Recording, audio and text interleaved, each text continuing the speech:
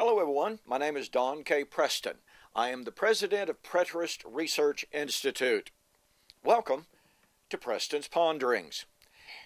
Well, we're taking a look at the prophetic source of Matthew 16:27 and 28, where Jesus said, "The Son of Man will come in the glory of his Father with his angels, and shall reward every man according to his works. And verily I say unto you, there are some standing here which shall not taste of death, until they see the Son of Man coming in his kingdom with power and great glory."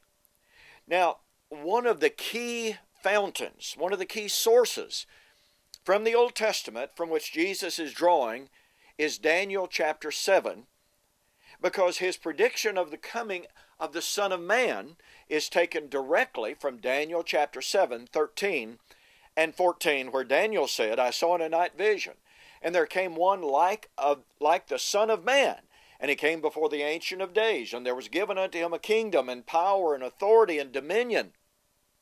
So, Matthew 16:27 and 28 is the coming of the Son of Man. It's drawn from Daniel chapter 7. Now, what I want to do in this particular segment is to establish the identity of the persecutors that would be judged at the coming of the Lord in Matthew 16 and in Daniel chapter 7.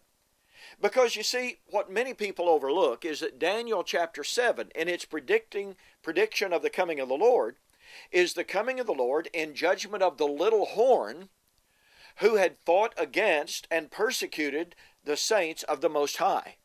It is then at the coming of the Ancient of Days that the little horn is destroyed and the kingdom is established. So what do we have?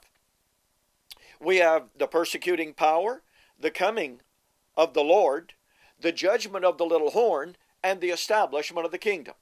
This is what we find in Matthew 16, when Jesus predicted his coming in vindication of his own death, which he had predicted in verse 21 and following, in vindication of his disciples who would suffer after him, the judgment of the persecuting power at his coming in the kingdom with power and great glory. The question is, who is that persecuting power?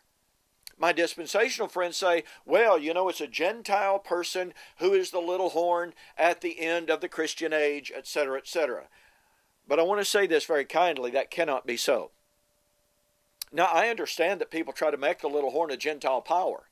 But if, in fact, Matthew 16:27 and 28 is drawn from Daniel chapter 7, then we must allow for Matthew chapter 16 to define and to identify the persecuting power. So who was it that was going to kill Jesus, who was going to persecute his followers and be destroyed at his coming? No question about it. In verse 21 and following, Jesus began to show to his disciples that he must go up to Jerusalem and there be persecuted, there be killed by the chief priests, the scribes, and the Pharisees, the leaders at Jerusalem. Furthermore, Jesus throughout his ministry identified Israel, Jerusalem, as the source of persecution against his followers. Notice Luke 11:49 and following.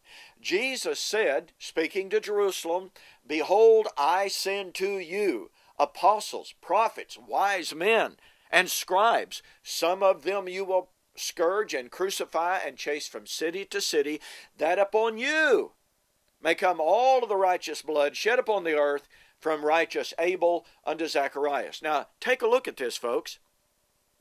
Daniel predicted the arising of the persecuting power who would be destroyed at the coming of the Lord and the establishment of the kingdom. That coming of the Lord would be in vindication of the suffering saints and the destruction of the persecuting power. But in Matthew and in the New Testament, in Matthew 16:27 and 28, Jesus identified Israel as the persecuting power that would be destroyed at his coming in AD 70, in the judgment of Old Covenant Israel, when all of the blood of all of the righteous, of all of the martyrs that had been shed on the earth from Abel onward would be judged, vindicated, and rewarded. Folks, Daniel 7 is interpreted by Jesus in Matthew 16 to predict the judgment at the coming of the Lord in AD 70. We'll have more to say on the flip side. Thanks for joining us for Preston's Ponderings. We'll see you a bit later.